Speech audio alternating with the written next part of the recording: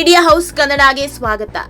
ರಾಜ್ಯ ರಾಜಕೀಯದಲ್ಲಿ ಸದ್ಯಕ್ಕೆ ನಡೀತಾ ಇರೋ ಬೆಳವಣಿಗೆ ಒಂದೇ, ಅದು ಡಿಕೆ ವರ್ಸಸ್ ಎಚ್ಡಿಕೆ ಅನ್ನೋ ಸಮರ. ಒಬ್ರು ಮಾಜಿ ಸಿಎಂ, ಮತ್ತೊಬ್ರು ಹಾಲಿ ಸಿಎಂ. ಇಬ್ಬರೂ ಕೂಡ ಒಕ್ಕಲಿಗ ಸಮುದಾಯದ ಪ್ರಮುಖ ನಾಯಕರು. ಇವರಿಬ್ಬರಲ್ಲಿರೋ ಗುರಿ ಒಂದೇ, ಒಕ್ಕಲಿಗ ಸಮುದಾಯದ ಸರ್ವೋಚ್ಚ ನಾಯಕ ಆಗಬೇಕು ಅನ್ನೋದು. ಜೊತೆಗೆ 2028ರಲ್ಲಿ ನಾನೇ ಸಿಎಂ ಆಗಬೇಕು ಅನ್ನೋದು. ಇದೇ ನಿಟ್ಟಿನಲ್ಲಿ ಇಬ್ಬರು ನಾಯಕರು ರಣತಂತ್ರ ರೂಪಿಸ್ತಾ ಇದ್ದಾರೆ. ಡಿಕೆ ಶಿವಕುಮಾರ್ ಕರ್ನಾಟಕ ಸರ್ಕಾರದ ಸಿಎಂ ಆಗಿದ್ರೆ, ಕುಮಾರಸ್ವಾಮಿ ಕೇಂದ್ರದಲ್ಲಿ ಗದ್ದುಗೆ ಏರಿದ್ದಾರೆ. ಇಬ್ಬರೂ ಕೂಡ ಆಯಕಟ್ಟಿನ ಜಾಗದಲ್ಲೇ ಇದ್ದಾರೆ. ಆದ್ರೆ ಕುಮಾರಸ್ವಾಮಿ ಕೇಂದ್ರದಲ್ಲಿರೋದ್ರಿಂದ ಇಷ್ಟು ದಿನ ಅವರ ಸದ್ದು ಇರ್ಲಿಲ್ಲ. ಸಿದ್ದರಾಮಯ್ಯ ಸರ್ಕಾರ ಇದ್ದಾಗ ಈ ಮಟ್ಟಿಗಿನ ಸದ್ದು ಮಾಡ್ತಾ ಇರ್ಲಿಲ್ಲ. ಆಗೊಮ್ಮೆ ಈಗೊಮ್ಮೆ ಸರ್ಕಾರದ ವಿರುದ್ಧ ಹರಿಹಾಯ್ತಾ ಇದ್ರೆ ವಿನಃ ಈ ಮಟ್ಟಿಗೆ ತೊಡೆತಟ್ಟಿ ನಿಂತಿರ್ಲಿಲ್ಲ. ಯಾವಾಗ ಡಿಕೆ ಶಿವಕುಮಾರ್ ಸಿಎಂ ಆದ್ರು, ಕುಮಾರಸ್ವಾಮಿ ಮೇಲಿಂದ ಮೇಲೆ ಆರೋಪ ಮಾಡ್ತಿದ್ದಾರೆ. ಡಿಕೆಶಿಯ ಪ್ರತಿ ಹೆಜ್ಜೆಗೂ ಬ್ರೇಕ್ ಹಾಕೋ ಕೆಲಸ ಮಾಡ್ತಿದ್ದಾರೆ. ಹೀಗಾಗಿಯೇ ಇಬ್ಬರು ನಾಯಕರ ಮಧ್ಯೆ ಬಿರುಗಾಳಿ ಎದ್ದಿರೋದು. ಒಂದು ಕಾಲದಲ್ಲಿ ನಾವಿಬ್ರು ಜೋಡೆತ್ತುಗಳು ಅಂತ ಕೈ ಹಿಡ್ಕೊಂಡು ಹೆಜ್ಜೆ ಹಾಕಿದವರೇ ಈಗ ಪರಮ ಶತ್ರುಗಳಂತಾಗಿದ್ದಾರೆ. ಇದಕ್ಕೆ ಅಲ್ವಾ ರಾಜಕೀಯದಲ್ಲಿ ಯಾರೂ ಶತ್ರುಗಳಲ್ಲ, ಯಾರೂ ಮಿತ್ರರಲ್ಲ ಅನ್ನೋದು. ಇದೆಲ್ಲ ಇದ್ದಿದ್ದೆ. ಇಂಥ ರಾಜಕೀಯವನ್ನ ರಾಜ್ಯದ ಜನ ಅದೆಷ್ಟು ನೋಡಿಲ್ಲ ಹೇಳಿ. ಆದ್ರೆ ಈ ಬಾರಿ ರಾಜ್ಯ ರಾಜಕೀಯದಲ್ಲಿ ದೊಡ್ಡ ಬೆಳವಣಿಗೆ ಆಗ್ತಾ ಇದೆ. ಬಿಜೆಪಿ ಜೊತೆ ಕೈ ಜೋಡಿಸಿರೋ ಕುಮಾರಸ್ವಾಮಿ ಡಿಕೆಶಿ ಸರ್ಕಾರಕ್ಕೆ ದೊಡ್ಡ ಶಾಕ್ ಕೊಡೋದಕ್ಕೆ ಪ್ಲಾನ್ ರೂಪಿಸಿದಂತೆ ಕಾಣ್ತಾ ಇದೆ. 2028ಕ್ಕೆ ದೋಸ್ತಿ ಸರ್ಕಾರವನ್ನ ಅಧಿಕಾರಕ್ಕೆ ತರಲೇಬೇಕು ಅಂತ ಜೆಡಿಎಸ್ ಬಿಜೆಪಿ ಪಣ ತೊಟ್ಟಂತಿದೆ. ಇತ್ತ ಡಿಕೆ ಶಿವಕುಮಾರ್ ಕೂಡ 2028ರಲ್ಲಿ ಕಾಂಗ್ರೆಸ್ನ ಗೆಲ್ಲಿಸ್ತೀನಿ, ಆಗಲೂ ನಾನೇ ಸಿಎಂ ಆಗಿ ಮುಂದುವರಿತೀನಿ ಅನ್ನೋ ಭರವಸೆಯಲ್ಲಿದ್ದಾರೆ. ಅದರ ಮುನ್ಸೂಚನೆ ಅಂತಾನೆ ಪರಿಷತ್ ಚುನಾವಣೆಯಲ್ಲಿ ದೊಡ್ಡ ಮಟ್ಟದ ಗೆಲುವಿನ ಕೇಕೆ ಹಾಕಿದ್ದಾರೆ.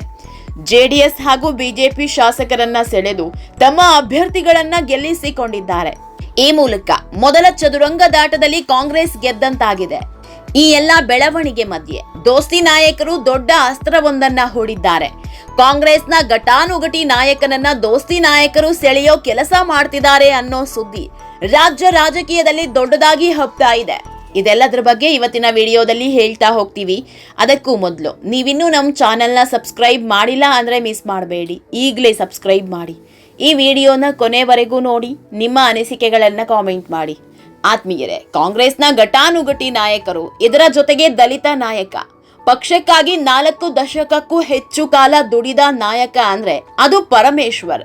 ಇದೇ ಪರಮೇಶ್ವರ್ ಸ್ವಲ್ಪ ದಿನದ ಹಿಂದೆ ನಾನು ಪಕ್ಷಕ್ಕೆ ಇಷ್ಟೆಲ್ಲ ಮಾಡಿದ್ರು ನನಗೆ ಸಿಗಬೇಕಾದ ಸ್ಥಾನಮಾನ ಸಿಗಲಿಲ್ಲ, 3 ಬಾರಿ ಸಿಎಂ ಆಗೋ ಅವಕಾಶ ಕೈತಪ್ಪಿ ಹೋಯ್ತು, ಈ ಬಾರಿಯಾದ್ರೂ ಸಿಎಂ ಆಗ್ತೀನಿ ಅನ್ಕೊಂಡೆ, ಆದ್ರೆ ಈ ಬಾರಿಯೂ ಆಗೋದಕ್ಕೆ ಆಗ್ಲಿಲ್ಲ ಅಂತ ಬೇಸರ ಹೊರ ಹಾಕಿದ್ರು. ಇದರ ಬೆನ್ನಲ್ಲೇ ಒಂದಿಷ್ಟು ಸುದ್ದಿಗಳು ಹುಟ್ಕೊಂಡಿದ್ವು. ಪರಮೇಶ್ವರ್ ಬಿಜೆಪಿಗೆ ಹೋಗ್ತಾರೆ ಅನ್ನೋ ಅಂತೆ ಕಂತೆಗಳು ಎದ್ದಿದ್ವು. ಇದೇ ನಿಟ್ಟಿನಲ್ಲಿ ದೆಹಲಿಯಲ್ಲಿ ದೊಡ್ಡ ಮಟ್ಟದ ಮಾತುಕತೆ ಆಗ್ತಾ ಇದೆ ಅನ್ನೋ ಸುದ್ದಿಯೂ ಹಬ್ಬಿತ್ತು. ಆದ್ರಿದು ಅದೆಷ್ಟರ ಮಟ್ಟಿಗೆ ಸತ್ಯನೋ ಗೊತ್ತಿಲ್ಲ. ಆದ್ರೆ ದಿಲ್ಲಿ ನಾಯಕರು ಪರಮೇಶ್ವರ್ಗೆ ಸಿಎಂ ಸ್ಥಾನ ನೀಡದೇ ಇದ್ರು ದೊಡ್ಡ ಹುದ್ದೆ ಕರುಣಿಸಿದ್ರು. ದೊಡ್ಡ ಬೆಳವಣಿಗೆ ಆಗ್ತಾ ಇರೋ ಹೊತ್ತಲ್ಲೇ ಸಿಂಗಲ್ ಉಪಮುಖ್ಯಮಂತ್ರಿ ಸ್ಥಾನ ನೀಡಿದ್ರು. ಈ ಮೂಲಕ ಪರಮೇಶ್ವರ್ ಸುತ್ತಕೊಂಡಿದ್ದ ಅಂತೆ ಕಂತೆಗಳಿಗೆ ವಿದಾಯ ಹಾಡೋ ಕೆಲಸ ಮಾಡಿದ್ರು. ಈ ಸುದ್ದಿ ಏನೋ ತಣ್ಣಗಾಯಿತು. ಆದ್ರೆ ಇನ್ನೊಂದು ಸುದ್ದಿ ಸದ್ದಿಲ್ಲದೆ ಸದ್ದು ಮಾಡ್ತಾ ಇದೆ. ಅದೇ KN ರಾಜಣ್ಣ ವಿಷಯ. KN ರಾಜಣ್ಣ ಕಾಂಗ್ರೆಸ್ನ ಹಿರಿಯ ನಾಯಕ. ಆದ್ರೆ ಸಚಿವ ಪಟ್ಟ ಕೊಟ್ಟಂತೆ ಮಾಡಿದ್ದ ದಿಲ್ಲಿ ಹೈಕಮಾಂಡ್ ಅಷ್ಟೇ ವೇಗದಲ್ಲಿ ಸಚಿವ ಸ್ಥಾನವನ್ನು ಕಿತ್ಕೊಳ್ತು. ಸಿದ್ದರಾಮಯ್ಯ ಅವರ ಆಪ್ತರಾದ್ರೂ ಕೂಡ ಸಚಿವ ಸ್ಥಾನ ಉಳಿಸಿಕೊಳ್ಳೋದಿಕ್ಕೆ ಆಗ್ಲಿಲ್ಲ. ಅವತ್ತಿನಿಂದಲೂ ಕೂಡ KN ರಾಜಣ್ಣ ಪಕ್ಷದಿಂದ ಒಂದು ಕಾಲು ಹೊರಗಿಟ್ಟಿದ್ದಾರೆ ಅನ್ನೋ ಆರೋಪ ಕೇಳಿ ಬರ್ತಾನೆ ಇದೆ. ಇದಕ್ಕೆ ಪುಷ್ಟಿ ನೀಡುವಂತೆ ಆಗಾಗ ತಮ್ಮ ಪಕ್ಷದ ವಿರುದ್ಧವೇ ಹೇಳಿಕೆ ಕೊಟ್ಟು ಎಲ್ಲರ ಹುಬ್ಬೇರಿಸುವಂತೆ ಮಾಡ್ತಿದ್ದಾರೆ. ಇನ್ನೇನು ಮುಂದಿನ ವಿಧಾನಸಭಾ ಚುನಾವಣೆಗೆ ಇರೋದು 2 ವರ್ಷ ಮಾತ್ರ. ಹೀಗಾಗಿ ಈಗಿನಿಂದಲೇ ಆಟ ಶುರುವಾಗಿದೆ. ಇದರ ಮುನ್ನುಡಿ ಅನ್ನುವಂತೆ ಜೆಡಿಎಸ್ ಹಾಗೂ ಬಿಜೆಪಿಯವರು ರಾಜಣ್ಣ ಅವರಿಗೆ ಗಾಳ ಹಾಕ್ತಿದ್ದಾರೆ ಅನ್ನೋ ಚರ್ಚೆ ರಾಜಕೀಯ ಪಡಸಾಲೆಯಲ್ಲಿ ಕೇಳಿ ಬರ್ತಾ ಇದೆ. ದೋಸ್ತಿ ನಾಯಕರು ಗಾಳ ಹಾಕ್ತಿದ್ರು ಕೂಡ ರಾಜಣ್ಣ ಸೇರೋದು ಜೆಡಿಎಸ್ ಪಕ್ಷವನ್ನು ಅಂತ ಹೇಳಲಾಗ್ತಾ ಇದೆ. ರಾಜಣ್ಣರನ್ನ ಜೆಡಿಎಸ್ಗೆ ಸೇರಿಸಿಕೊಂಡು ಮುಂದಿನ ಚುನಾವಣೆಯಲ್ಲಿ ಜೆಡಿಎಸ್ನಿಂದಲೇ ಟಿಕೆಟ್ ಕೊಡ್ತಾರೆ ಅನ್ನೋ ಮಾತು ಕೇಳಿ ಬರ್ತಾ ಇದೆ. ಈಗಾಗಲೇ ರಾಜಣ್ಣಗೂ ಕಾಂಗ್ರೆಸ್ಗೂ ಸಖ್ಯ ಇರೋದು ಅಷ್ಟಕ್ಕಷ್ಟೇ. ಕಾಂಗ್ರೆಸ್ ಜೊತೆ ಮುನಿಸಿಕೊಂಡು ದೂರ ಆಗಿದ್ದಾರೆ. ಹೀಗಾಗಿ ಇವರನ್ನ ಸೆಳೆದ್ರೆ ಮುಂದಿನ ಚುನಾವಣೆಯಲ್ಲಿ 1 ಸೀಟ್ ಪಕ್ಕ ಅನ್ನೋದು ಜೆಡಿಎಸ್ ಪ್ಲಾನ್. ಈ ಮೂಲಕ ಡಿಕೆಶಿ ಸರ್ಕಾರಕ್ಕೆ ಮೊದಲ ಹೊಡೆತ ಕೊಡಬೇಕು ಅನ್ನೋ ಲೆಕ್ಕಾಚಾರ ಶುರುವಾಗಿದೆಯಂತೆ. ಆದ್ರೆ ಇದು ಎಷ್ಟರ ಮಟ್ಟಿಗೆ ವರ್ಕೌಟ್ ಆಗುತ್ತೆ, ನಿಜಕ್ಕೂ ರಾಜಣ್ಣ ಪಕ್ಷ ಬಿಟ್ಟು ಬರ್ತಾರಾ ಅಂತ ಕಾದ್ ನೋಡ್ಬೇಕು. ಯಾಕಂದ್ರೆ ಈ ಕ್ಷಣದವರೆಗೂ ಯಾವೊಬ್ಬ ನಾಯಕರು ಕೂಡ ಈ ಬಗ್ಗೆ ಮಾತನಾಡಿಲ್ಲ. ಸ್ವತಃ ಕುಮಾರಸ್ವಾಮಿ ಆಗಲಿ ರಾಜಣ್ಣ ಆಗಲಿ ಎಲ್ಲೂ ಕೂಡ ಪಕ್ಷ ಬಿಡೋದರ ಬಗ್ಗೆ ಆಗಲಿ ಪಕ್ಷಕ್ಕೆ ಸೇರಿಸಿಕೊಳ್ಳೋದರ ಬಗ್ಗೆ ಆಗಲಿ ಎಲ್ಲೂ ಮಾತನಾಡಿಲ್ಲ. ಹೀಗಾಗಿ ಈಗಲೇ ಯಾವುದನ್ನು ಅಧಿಕೃತವಾಗಿ ಹೇಳೋದಿಕ್ಕಾಗಲ್ಲ. ಆದ್ರೆ ಇಂತಹದೊಂದು ಸುದ್ದಿ ಹರಿದಾಡ್ತಿರೋದಂತೂ ಸತ್ಯ.